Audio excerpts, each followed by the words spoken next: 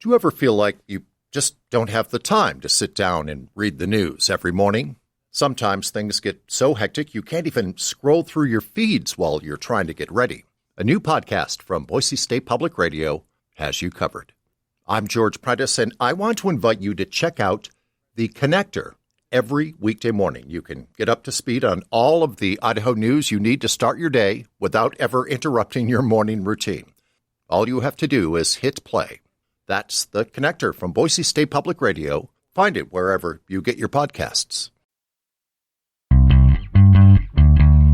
From the studios of Boise State Public Radio News, I'm Samantha Wright filling in for Jim Gaudet. It's Idaho Matters.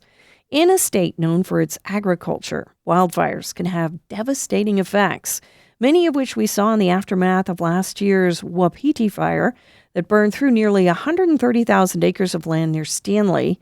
And when damage like this happens, some federal land agencies restrict use of the area so it has some time to recover.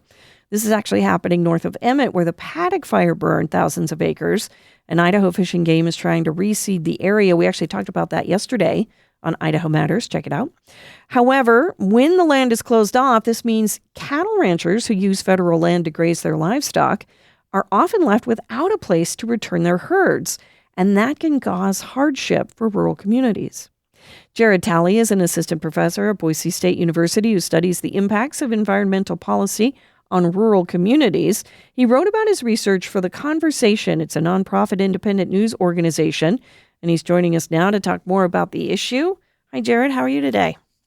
I'm very well. How are you doing? I'm doing good. Tell me about the extent of damage that was done by the Wapiti fire. Am I saying that right? Yeah, Wapiti. Wapiti. Yeah, there's probably multiple ways to say it. The fire itself is 130,000 acres or 129,000 some odd, which is a lot of land. That was mostly in Forest Service though, and not on Bureau of Land Management. And so of the 130,000, I honestly can't say exactly how much of that was grazing land, although there were many grazers and grazing allotments within that.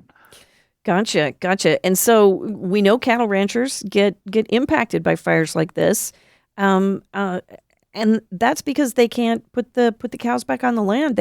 They are often dependent on this federal land for grazing. Yeah, the way these allotments work is that to have a grazing allotment on federal land, you also have to have private land for your cattle. The private land is not enough for the herd.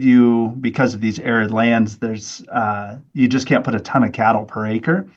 And so in the winter, they come to the private and they utilize in spring, summer, and fall federal lands. And so when it burns, not only is there reduced forage, of course, but when there's a closure, and oftentimes since the 80s, the kind of blanket rule has been a 2-year closure. There are some changes to that, but generally it's a 2-year closure. And so you have 2 years before you can utilize that land, which means you don't have enough land on your private ground to feed your herd, and you have to figure something out. And why is 2 years kind of the gold standard? Why is that often the time frame? That's a really good question. I have not been able to find where that was justified. Like, how did we justify 2 years?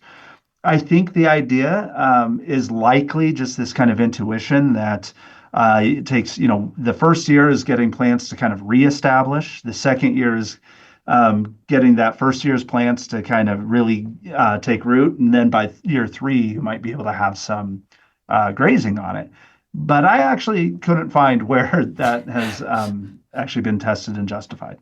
Well, I know you talk a little bit about in the article, in the conversation, about how not every fire is the same, not every landscape is the same, and so maybe 2 years isn't the best thing for every fire recovery.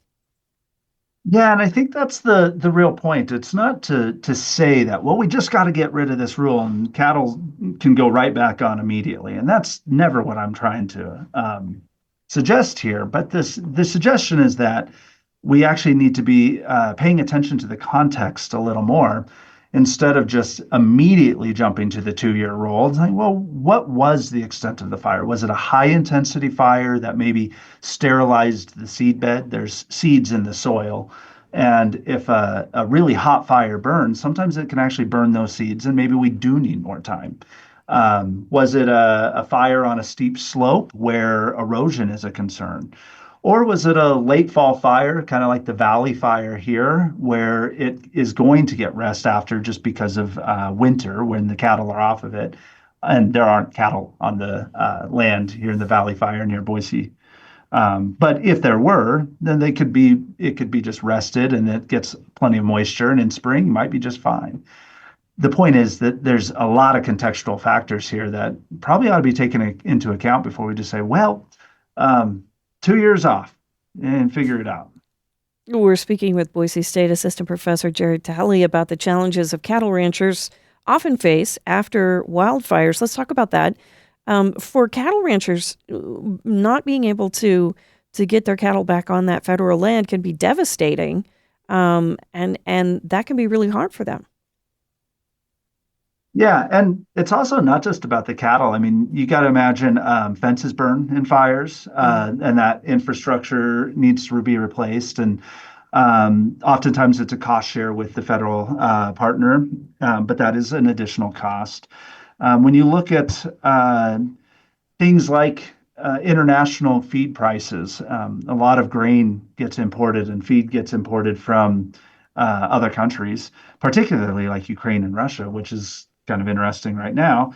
As those prices go up and you're forced to be paying for grain to feed the cattle, and because they can't be on the land naturally grazing, so that's increased cost there. Or maybe you lease land from someone else to put your herd on, but those immediate or short-term leases tend to have a higher cost associated as well. Barns, outbuildings that you have to replace, that sort of stuff. If the reduced forage after a fire washes out roads and you have to get graders in there to fix roads, I mean, there's this kind of pile-on approach above and beyond just the cattle not being able to go onto land.